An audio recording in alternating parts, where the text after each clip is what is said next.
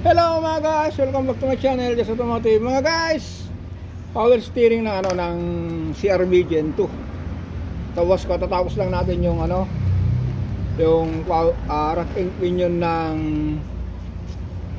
Adventure.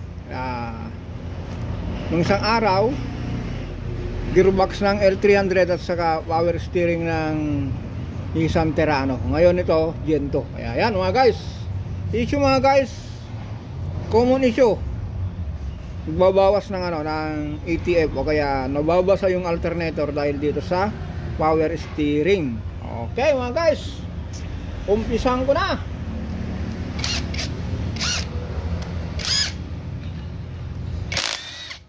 Yun, 1-0. Kita nyo ito mga guys, yung basa po nyan tumuto, yun kita nyo po nyan. Yung basa na po nyan, yan po yung tumutulo sa alternator. Kaya yung Gen 2 na CR-V po, kung nawasisira yung alternator nyo dahil po sa automatic, yung steering fluid, dito po nang gagalingan yung tagas. Diba mga guys, isa-isa natin to. Okay, dito tayo sa 12. Mga guys, gawin natin to, first and second episode nito.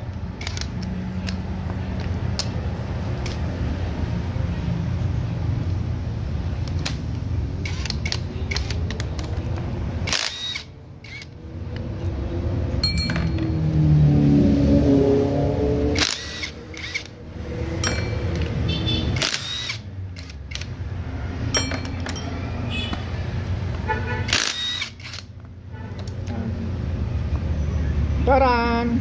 Yan. Yung o-ring nyo po, okay, dun po yun. Ito yung repair kit mga guys, Honda rin. Kung yung kanina Mitsubishi yung pinalitan natin, Mitsubishi rin siya.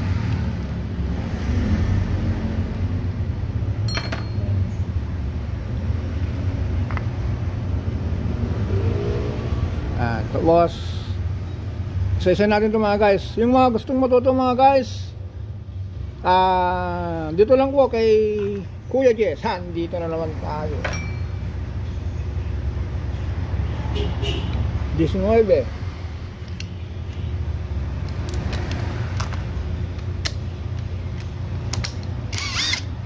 Pabili tayo ng up.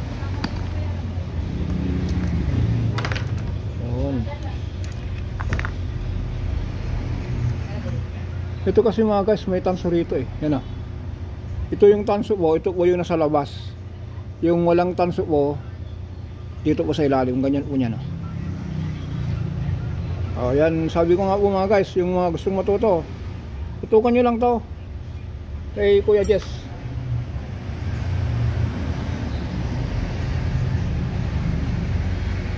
Yan, daming orin po nito mga guys.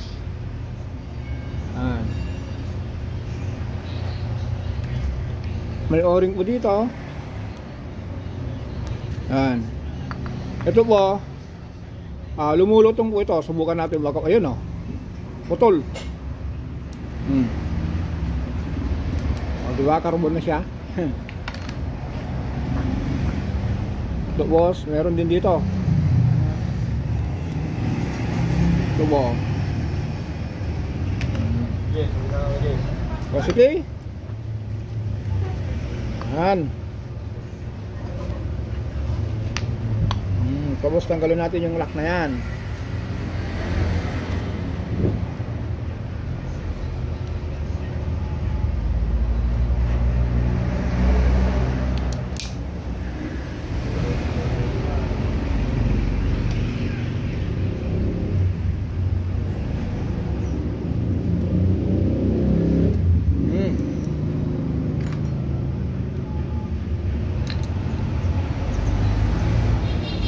Abangan nyo po yung oil seal na kakalasin natin sa meron oil seal po dyan.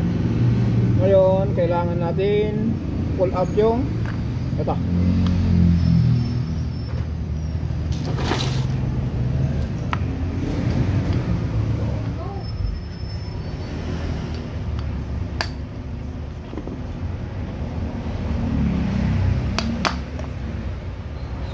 Puro ano lang tayo mga guys, sakit-sakit lang tayo.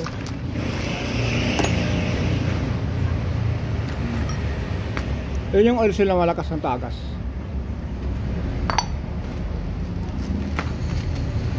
Ito po yun, oh. Taran. Kaya sabi ko mga guys, ito po gawin nating first and second episode, o kaya ililinis pa natin kasi ito eh. Part 1 and part 2. Dito na naman tayo, niloloko na naman si Kuya Jess.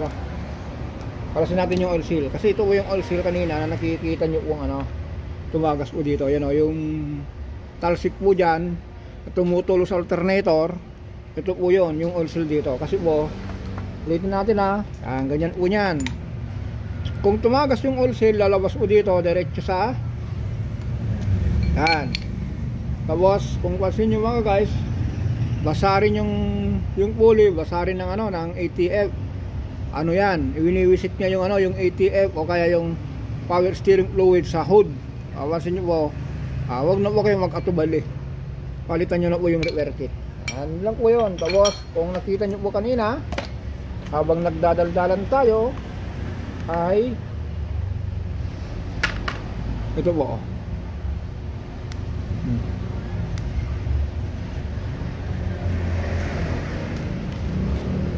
Tapos yung yung pangtanggal natin ng screw, ito lang po.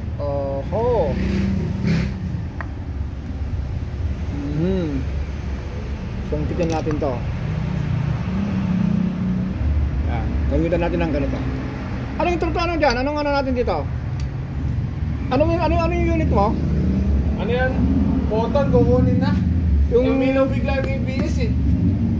ABS? Oo. Pa-scan ko lang kung matanggal o kailangan palitan yung Law na. Bigla na lang umilaw. Oo, ilaw na lang. Kailangan natin palitan yung bearing kasi yung bearing niya ay may clearance. Maalog.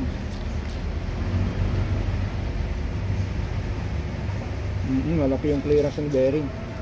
Kaya bumiga yung oil seal. Wala nang control. Ito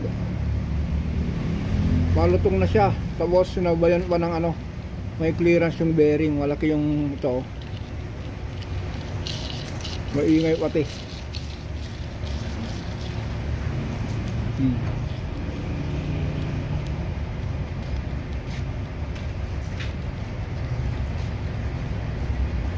Kita nyo mga guys, malog.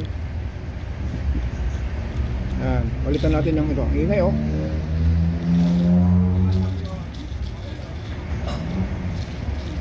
Yan. Tapos abangan nyo, pag-assemble natin.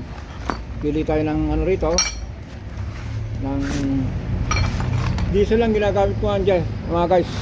Ngayon meron tayong i-scan tayong button, umiilaw daw yung pagsama-samay na natin yan.